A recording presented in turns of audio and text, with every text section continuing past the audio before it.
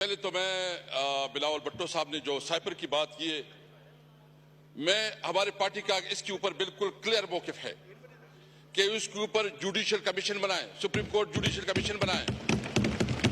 اگر آپ تیار ہیں تو اس پہ جوڈیشل کمیشن بنائیں۔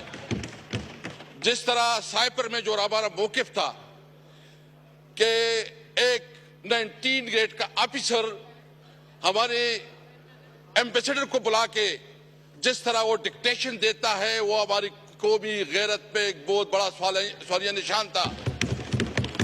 کیا ہم پاکستانی اس طرح ٹریٹ ہوں گے؟ میں بلاول بھٹو صاحب سے یہ جو اس نے بات کی ہے، اب پہلے میں دوسری بات کرنا چاہتا ہوں۔ کیا شہباز شریف صاحب اور یہاں مسلم لیگ نون کی جتنی لیڈرشپ تھی، یہ سب نہیں کہتے تھے کہ جھوٹ کا پلندہ ہے، کوئی سائپر نہیں ہے؟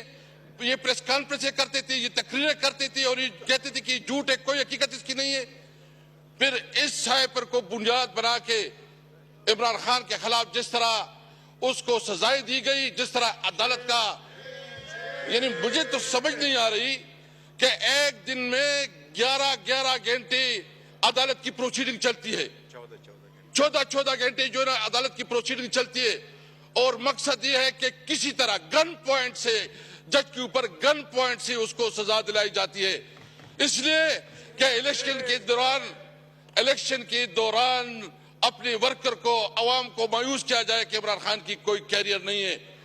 عوام نے دکھا دیا، تو اس لیے سب سے پہلے میں حکومت سے مطالبہ کرتا ہوں کہ اگر اس پہ وہ حقیقت سمجھتی ہے، سچائی سمجھتی ہے، تو آئے کہ اس کے اوپر جوڈیشل کمیشن بنائیں، جوڈیشل کمیشن بنائیں، اور پھر حقیقت سامنے آ جائے گا۔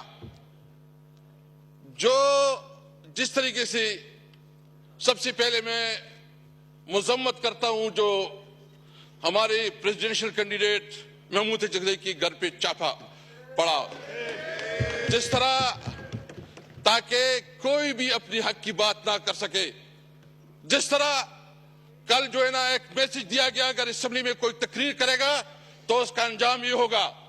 میں ان لوگوں کو یہ بات واضح کرنا چاہتا ہوں، وہ ڈر اور خوف کا وقت گزر چکا ہے، ہم تمام حالات سے نکل چکے ہیں۔ ہم آپ دیکھیں،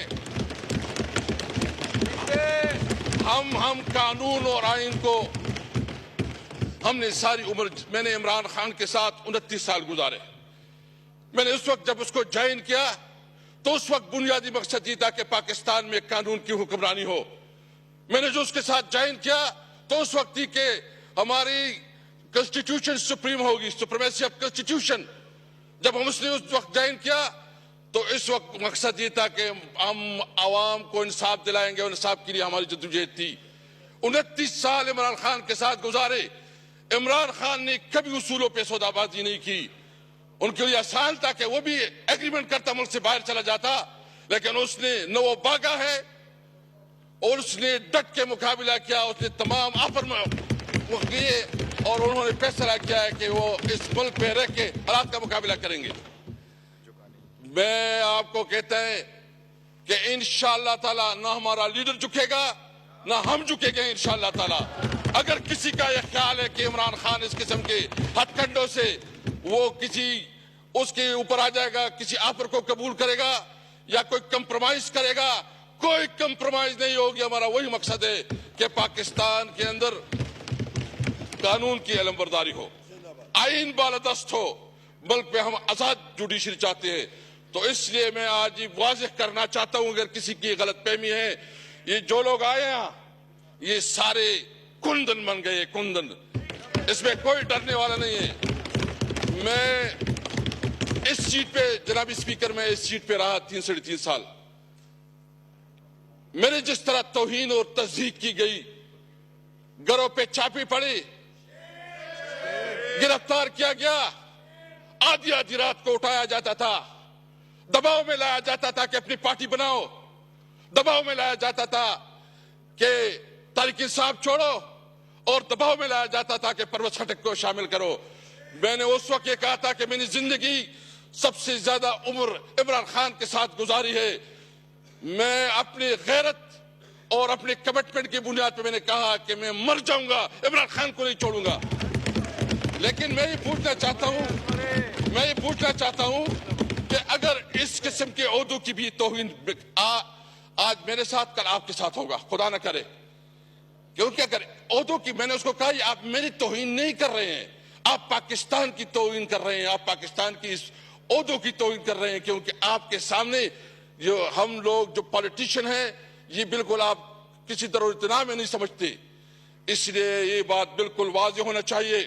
اور میں ایک اور بات بھی کرنا چاہتا ہوں کہ یہ صرف ابھی نہیں، ابھی ہماری شروعات ہو چکی ہے، انشاءاللہ ہم ایک بہت بڑی تحریک بنانا چاہتے ہیں، اور اس میں ہم ان تمام پارٹیوں کو دعوت دینا چاہتے ہیں جو پارٹیاں اس الیکشن کے اوپر کنسرن رکھتی ہے، وہ بلوچستان کی پولیٹیکل پارٹیز ہوں، وہ سندھ کی پولیٹیکل پارٹیز ہوں، وہ پنجاب اور خیبر پختونخوا سے ہو، ہم سب کو اکٹھا کریں گے آئین کی بالادستی کے لیے، ہم سب کو اکٹھا کریں گے آزاد عدلیہ کے لیے، ہم سب کو اکٹھا کریں گے سویلین سپریمیسی کے لیے انشاءاللہ تعالی، ہم سب کو اکٹھا کریں گے۔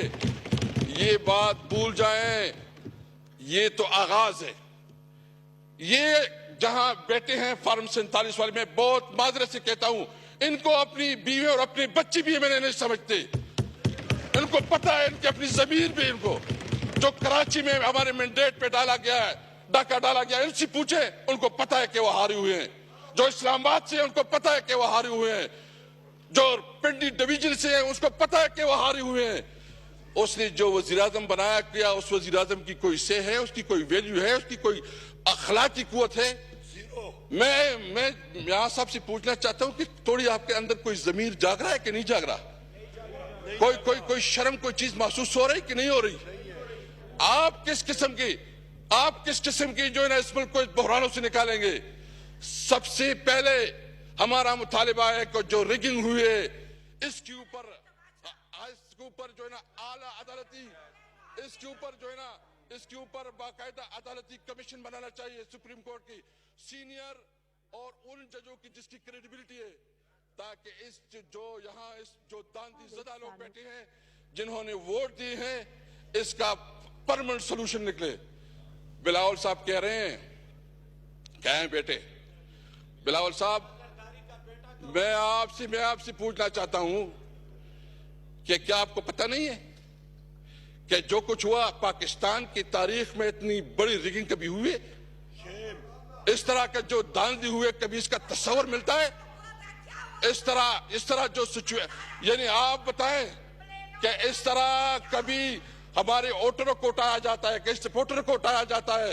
ہمارے یہ جو دبات چوڑے، یعنی انہوں نے اتنی مہربانی کی کہ میرے اپنے حلقے میں پوسٹر چھاپے گئے، میرے فوٹو چھاپا گیا اور اس کے ساتھ دوسرے نشان لگائے گئے۔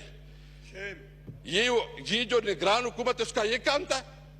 میں ایک اور پوچھنا چاہتا ہوں، ہمارے ساتھ سینئر لیگل لوگ بیٹھے ہیں، کہ جو پنجاب کی نگران حکومت کتنی ٹائم رہی ہے؟ 1 سال۔